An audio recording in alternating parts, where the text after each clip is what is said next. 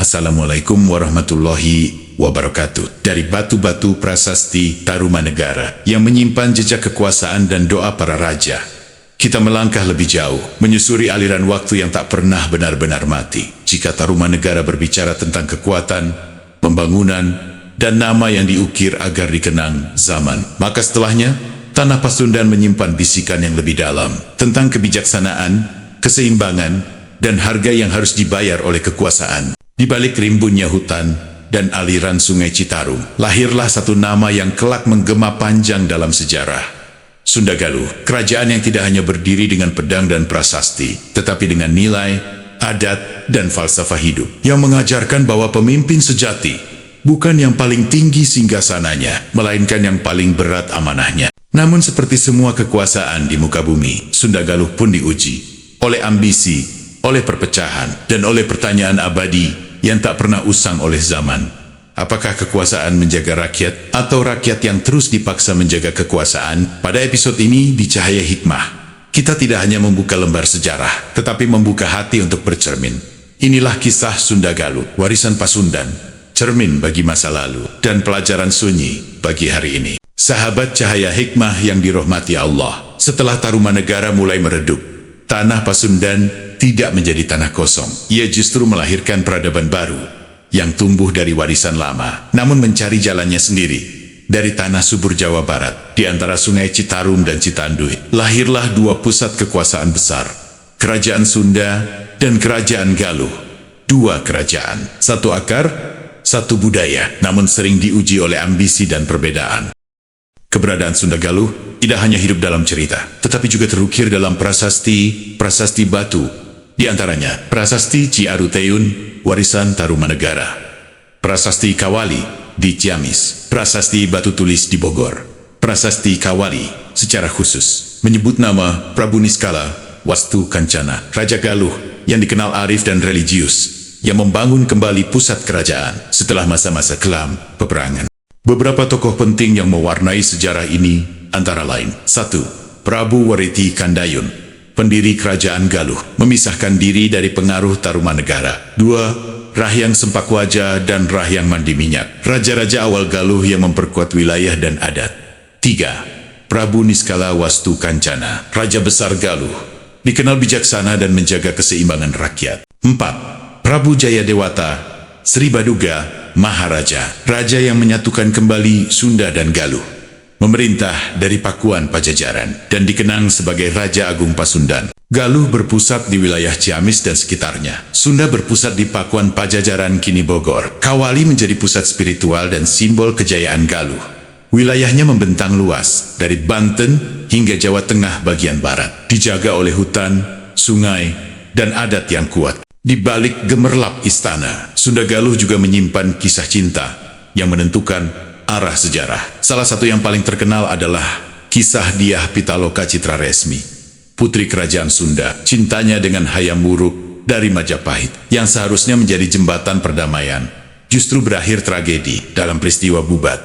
Cinta yang seharusnya menyatukan berubah menjadi luka sejarah karena kesombongan kekuasaan dan hilangnya adab dalam diplomasi. Kerajaan Sunda Galuh dikenal memegang falsafah hidup, silih asih, silih asa, silih asuh, saling menyayangi, saling mengingatkan, saling menjaga.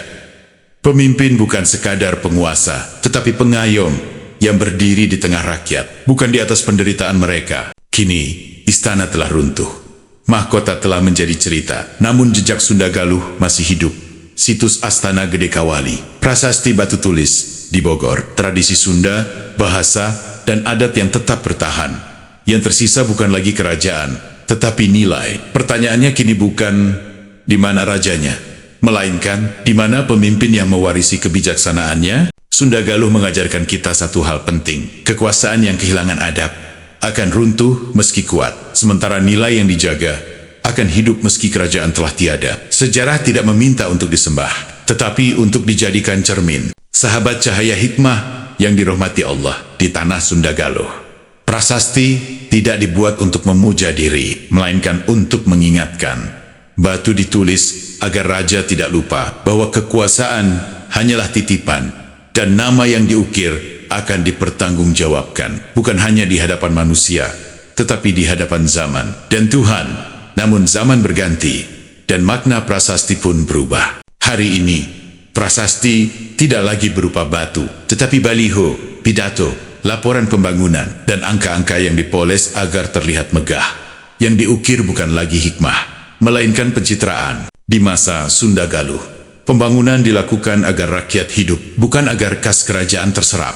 Kini, di banyak negeri modern, pembangunan sering berjalan bukan karena dibutuhkan rakyat, tetapi karena anggaran harus dihabiskan. Jalan dibangun bukan untuk menghubungkan harapan, tetapi untuk menghabiskan dana.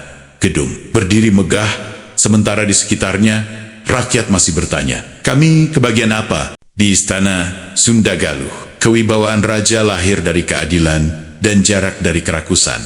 Hari ini, kewibawaan pemimpin sering diuji bukan oleh musuh luar, tetapi oleh orang-orang di sekelilingnya sendiri.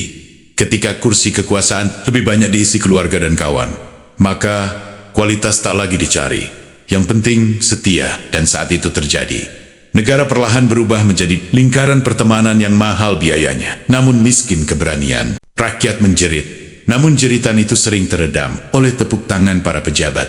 Yang kaya semakin dekat ke pusat kuasa, yang miskin semakin jauh dari meja keputusan. Kesenjangan tidak lahir tiba-tiba. Ia tumbuh saat penguasa lebih sibuk menjaga citra daripada menjaga amanah. Sunda Galuh mengajarkan satu pesan sunyi. Kerajaan runtuh bukan karena rakyat melawan, tetapi karena pemimpinnya berhenti mendengar ketika prasasti hanya berisi pujian dan tidak lagi menuliskan penderitaan rakyat. Saat itulah sejarah sedang menyiapkan kejatuhan dengan caranya sendiri. Dan kepada para pemimpin hari ini, sejarah Sunda Galuh seolah berbisik pelan.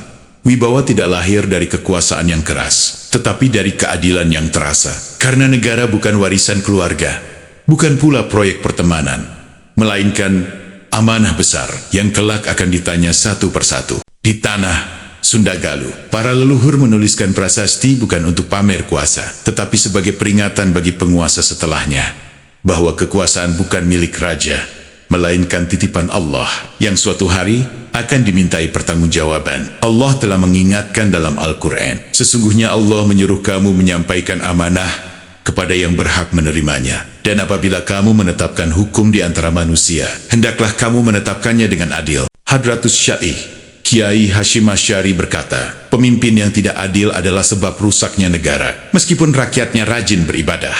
Disinilah luka itu bermula, ketika pembangunan dilakukan, bukan karena kebutuhan rakyat, tetapi karena anggaran harus dihabiskan.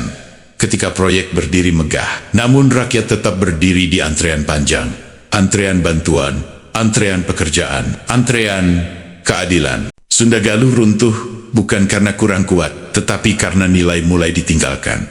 Imam Al-Ghazali telah mengingatkan, negara akan hancur karena kezaliman, meskipun penduduknya beriman. Dan hari ini, kezaliman sering berwujud halus. Nepotisme yang dibungkus kepercayaan, kawan dan keluarga yang didahulukan, sementara yang berilmu dan amanah tersingkir perlahan. Yang dicari bukan lagi yang paling mampu, tetapi yang paling dekat. Rakyat menjerit dalam diam, yang kaya semakin dekat ke pusat kuasa, yang miskin semakin jauh dari meja kebijakan. Kesenjangan bukan sekadar angka statistik, tetapi luka sosial yang suatu hari akan menuntut jawaban. Kiai Ahmad Dahlan pernah berkata, agama jangan hanya dijadikan hiasan, tetapi harus menjadi pembela kaum lemah. Jika kekuasaan tak lagi membela yang lemah, maka kewibawaan pemimpin akan runtuh meski kursinya masih berdiri. Ya Allah, lembutkanlah hati para pemimpin kami, jauhkan mereka dari cinta dunia yang berlebihan, dan dari godaan kekuasaan yang melalaikan. Tunjukkan kepada mereka bahwa jabatan adalah amanah, bukan warisan keluarga, bukan ladang balas jasa. Ya Allah, jadikan pemimpin kami adil sebelum cerdas, amanah sebelum berani, dan takut kepadamu sebelum takut kehilangan kekuasaan. Jika mereka lupa, ingatkan. Jika mereka menyimpang, luruskan. Dan jika mereka zalim, lindungilah rakyat dari kezaliman itu. Dan jangan engkau palingkan hati kami setelah engkau beri petunjuk. Amin ya Rabbal Alamin. Sunda Galuh telah kita lewati. Istana telah runtuh, prasasti telah berlumut. Namun pertanyaan sejarah masih menggema hingga hari ini. Bukan tentang siapa rajanya, tetapi tentang bagaimana kekuasaan dijalankan. Karena sejarah selalu adil dalam satu hal. Ia tidak pernah lupa kepada pemimpin yang melupakan rakyatnya. Kita belajar bahwa kekuasaan yang kehilangan adab akan kehilangan wibawa meski singgasananya masih berdiri. Dan kita belajar bahwa sebesar apapun kerajaan, jika keadilan ditinggalkan, maka runtuhnya hanya menunggu waktu. Namun Allah Maha membolak-balikan zaman. Ketika mahkota mulai retak dan kekuasaan tidak lagi mampu menjaga amanahnya, maka datanglah satu fase baru dalam sejarah Pasundan. Fase ketika kekuasaan tidak lagi bertanya, siapa yang paling berkuasa, tetapi mulai bertanya, siapa yang paling takut kepada Allah. Dari reruntuhan Pajajaran, perlahan terdengar suara azan yang mengalahkan gemerincing mahkota. Dari istana yang sepi, lahir para wali, ulama dan santri yang mengajarkan bahwa kekuasaan tertinggi bukan di singgasana, tetapi di hati yang bersujud. Di episode selanjutnya, kita akan menyaksikan bagaimana Islam masuk ke tanah Sunda, bukan dengan pedang, tetapi dengan adab, akhlak, dan hikmah. Bagaimana Pajajaran mencapai akhir jalannya, dan bagaimana cahaya tauhid mengubah wajah kekuasaan di tanah Pasundan. Jika cahaya ini menyentuh hati Anda, like sebagai tanda dukungan, subscribe agar tidak terputus dari hikmah sejarah, dan tuliskan di kolom komentar pelajaran apa yang paling menampar nurani kita hari ini. Sampai jumpa di episode berikutnya, ketika Pajajaran runtuh dan Islam mulai menata ulang arti kekuasaan. Cahaya hikmah menerangi sejarah, menegur masa kini, dan menuntun hati untuk kembali bersujud. Wassalamualaikum warahmatullahi wabarakatuh.